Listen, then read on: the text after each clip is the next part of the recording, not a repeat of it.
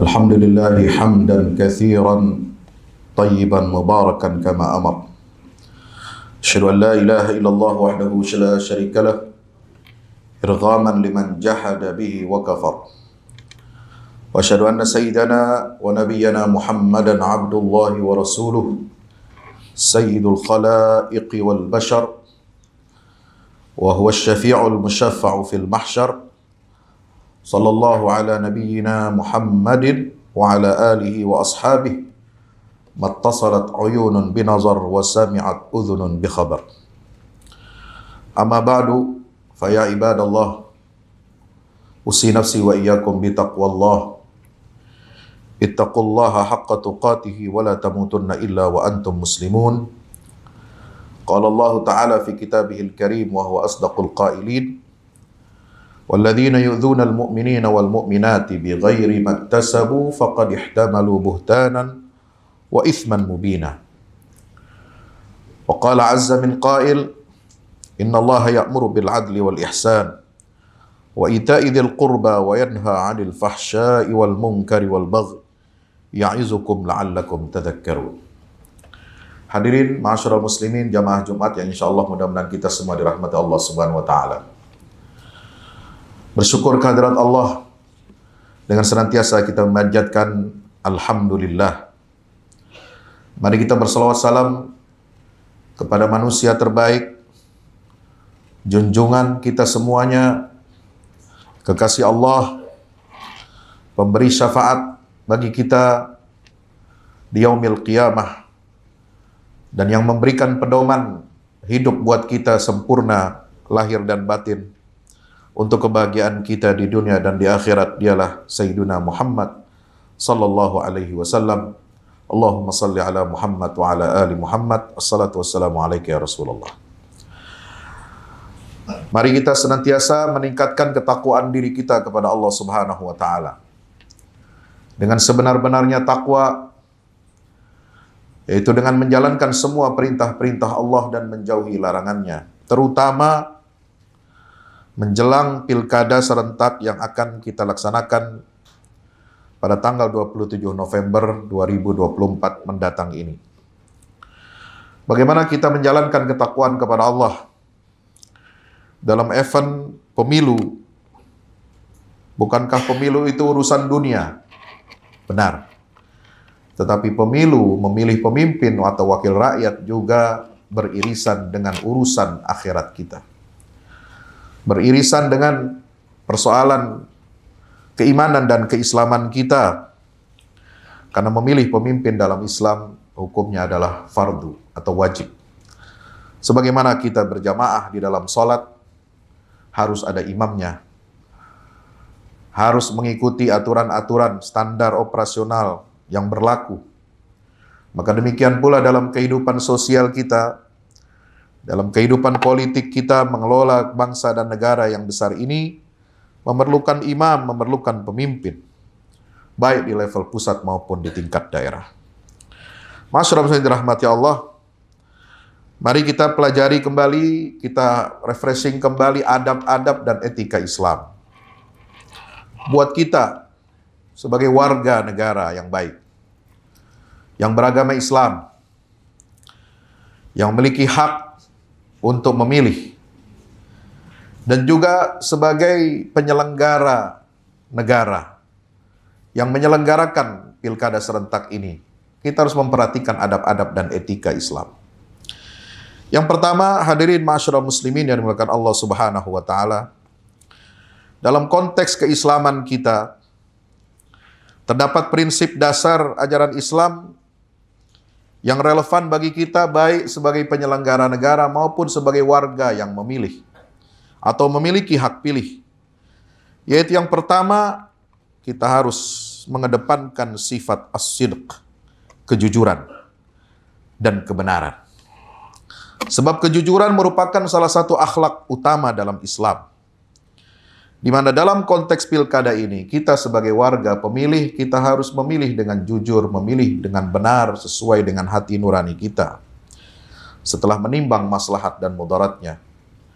Dan bagi para aparatur negara yang menyelenggarakan pilkada, diharapkan juga untuk jujur dalam melaksanakan tugasnya. Mulai dari administrasi, penetapan berapa jumlah warga yang berhak untuk memilih, termasuk dalam proses pengawasannya, juga dalam menciptakan kepercayaan masyarakat terhadap proses demokrasi yang berlangsung. Maka mari kita amalkan firman Allah Subhanahu wa taala terkait dengan sifat kejujuran yang pertama ini, yaitu di dalam surat Taubah ayat 119 Allah taala berfirman, "Ya ayyuhalladzina amanu taqullaha wa kunu ma'as shadiqin." Wahai orang-orang yang beriman, bertakwalah kamu kepada Allah dan jadilah atau tetaplah kamu bersama orang-orang yang benar dan jujur. Jadi perintah ini bagi orang beriman. Orang beriman bukan hanya bertakwa kepada Allah, bukan hanya melaksanakan sholat 5 waktu, bukan hanya kita puasa Ramadan, bayar zakat setiap tahunnya, bukan hanya punya kewajiban haji dan umrah, tetapi juga punya kewajiban untuk senantiasa istiqamah bersama orang-orang yang benar dalam semua aspek kehidupan kita. As-sidq, kejujuran dan kebenaran ini dituntut dalam semua muamalah, baik muamalah ekonomi, muamalah sosial seperti halnya pilkada, maupun muamalah dalam konteks keluarga dan bermasyarakat. Yang kedua, sifat adab etika Islam yang harus kita junjung tinggi dalam proses politik kita ini adalah al-adl, yaitu keadilan. Sebab Islam sangat menekankan pentingnya keadilan dalam semua aspek kehidupan. Warga negara yang baik, dia harus adil dalam memilih, menimbang.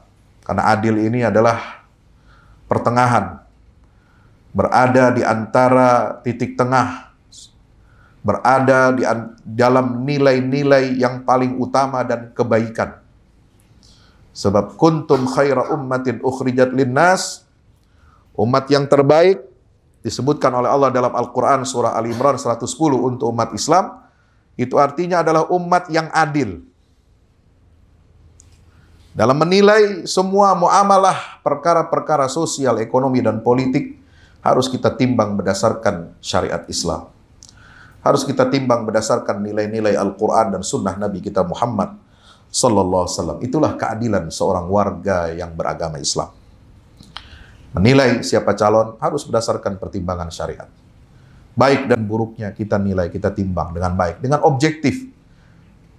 Tapi tidak boleh kita melakukan penghinaan, pelecehan, fitnah yang tidak bertanggung jawab, kemudian mengeluarkan kata-kata kasar, ataupun kita sengaja menyakiti hati orang lain yang berbeda pilihan dengan kita.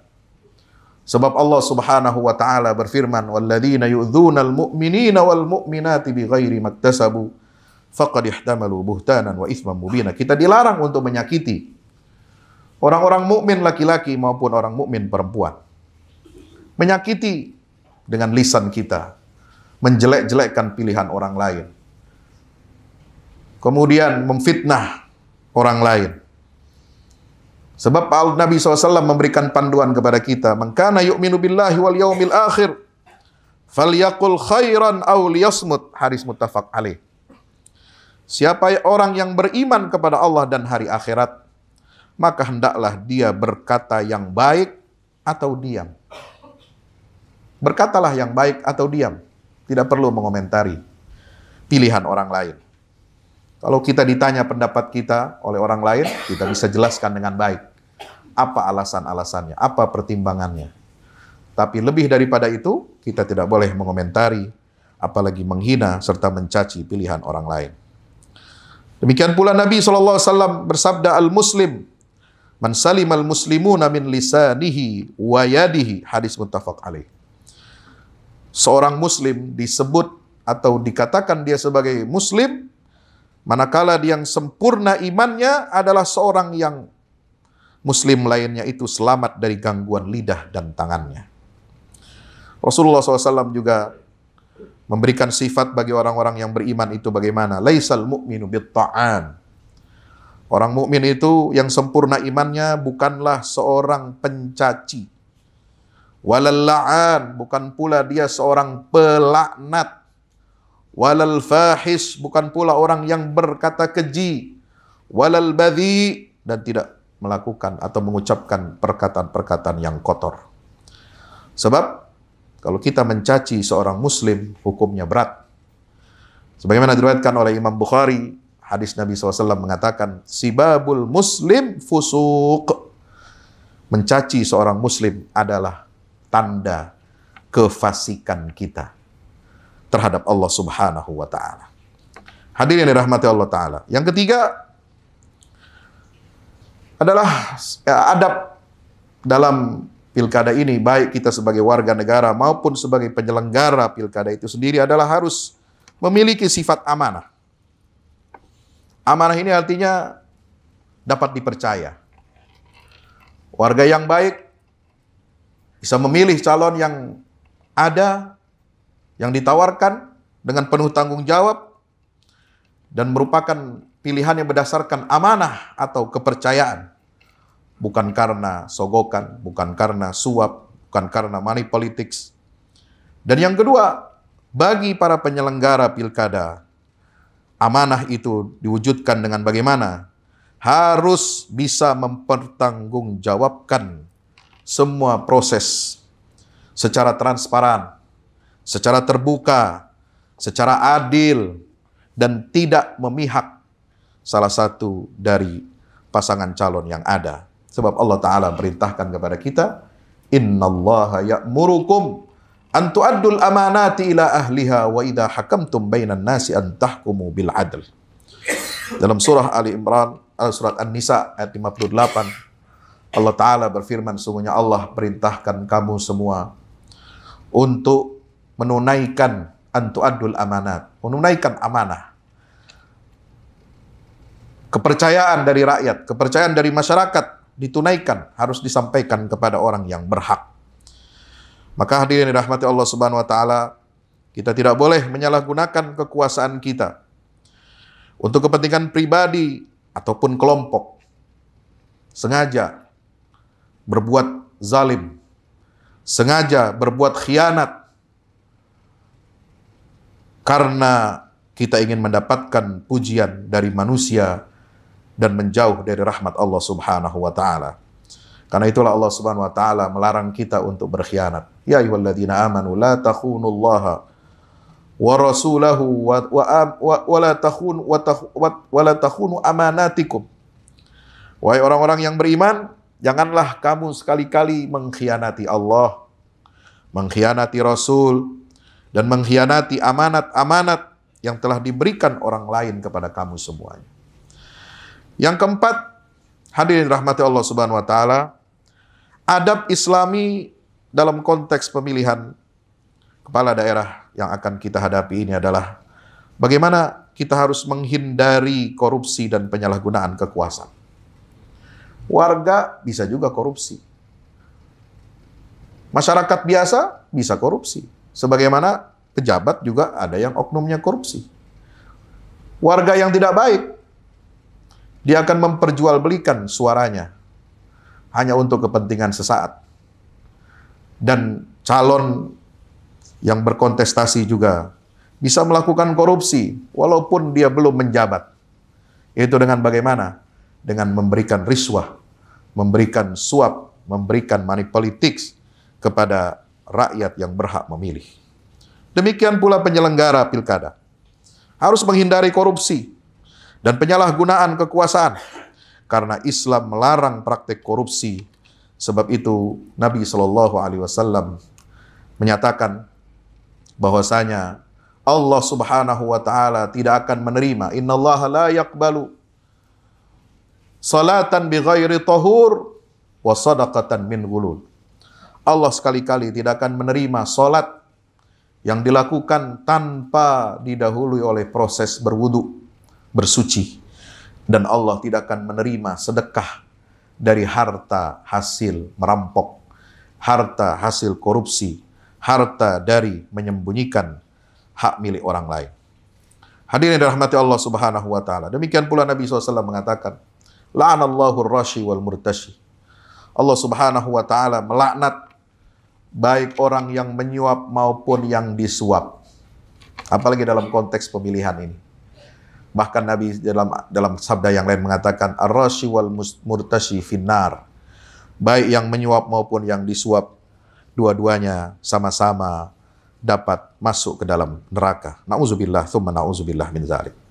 Maka itu kita semua dituntut untuk menolak segala macam bentuk suap, menolak gratifikasi dan tindakan-tindakan etis lainnya.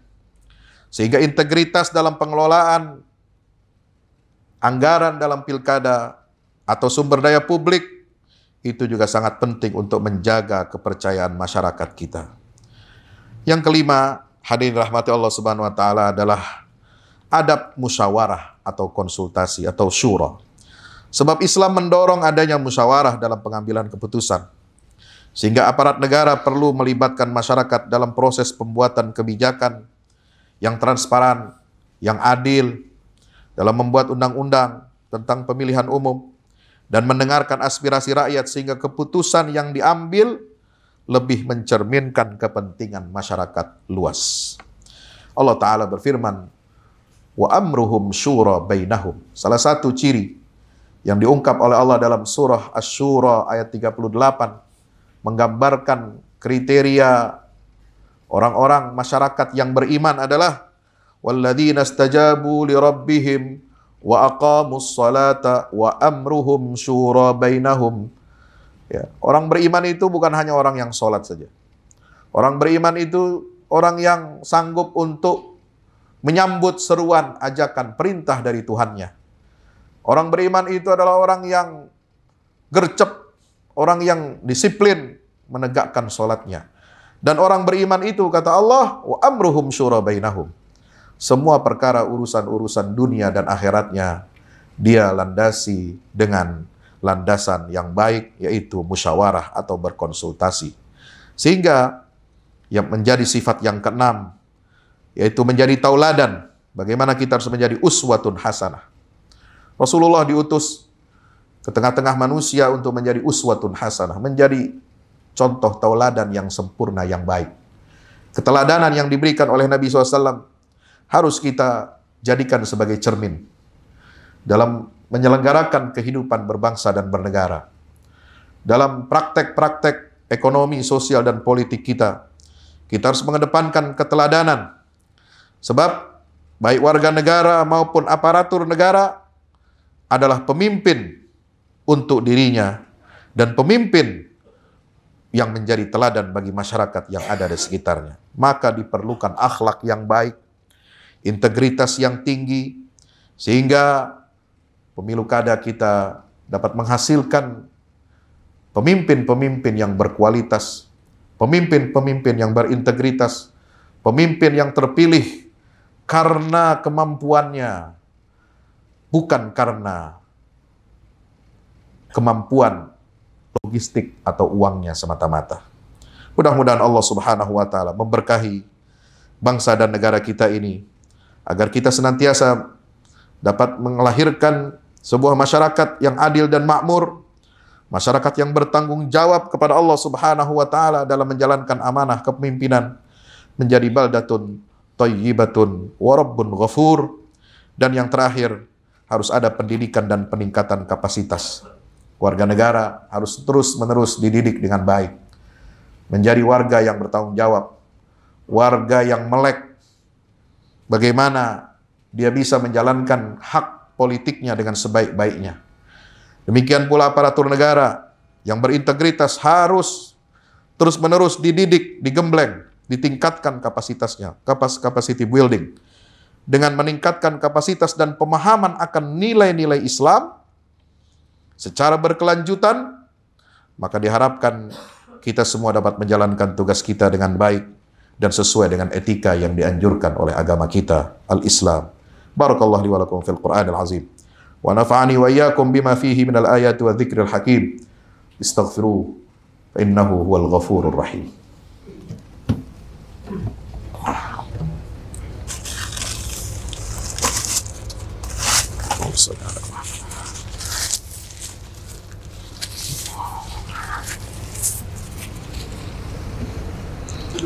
Alhamdulillahi wahdah sadaqa wa'dah wa nasara 'abdah wa a'azza jundahu wa hazama al-ahzaba wahdah. Asyhadu an la ilaha illallah wahdahu la syarika lah wa asyhadu anna Muhammadan 'abduhu wa rasuluhu la nabiyya ba'da. Allahumma shalli ala Muhammad wa ala ali Muhammad. Assalatu wassalamu alayka ya Rasulullah. Ibadallah, ittaqullah haqqa tuqatih wa la tamutunna illa wa antum muslimun. Ilamu anna Allah amarakum bi amrin bada fi bi nafsihi wa thanna bi malaikatil musabbihati bi qudsih. فقال تعالى مخبرا وآمرا إن الله وملائكته يصلون على النبي يا أيها الذين آمنوا صلوا عليه وسلموا تسليما اللهم صل على محمد وعلى آل محمد كما صليت على إبراهيم وعلى آل إبراهيم إنك حميد مجيد وارض اللهم عن سادتنا أربعة الخلفاء الراشدين أبي بكر وعمر وعثمان وعلي وعن سائر الصحابة والتابعين ومن تبعهم بإحسان إلى يوم الدين وعلينا معهم برحمتك يا أرحم الراحمين اللهم اغفر للمسلمين والمسلمات والمؤمنين والمؤمنات الأحياء منهم والأموات إنك سميع قريب مجيب الدعوات اللهم انصر الإسلام وعز المسلمين وعلي بفضلك كلمة الحق إلى يوم الدين اللهم انصر من نصر الدين واخذل من خذل المسلمين اللهم أرنا الحق حقا وارزقنا اتباعه وأرنا الباطل باطلا وارزقنا اجتنابه ربنا ظلمنا أنفسنا وإن لم تغفر لنا وترحمنا لنكن من الخاسرين ربنا لا تزغ قلوبنا بعد إذ هديتنا وهب لنا من لدنك رحمة إنك أنت الوهاب ربنا هب لنا من أزواجنا وذرياتنا قرة أعين واجعلنا للمتقين إماما رب أدخلنا مدخل صدق وأخرجنا مخرج صدق واجعل لنا من لدنك سلطانا نصيرا ربنا آتنا في الدنيا حسنة في الآخرة حسنة وقنا عذاب النار وصل اللهم على سيدنا محمد وعلى آله وصحبه وسلم والحمد لله رب العالمين.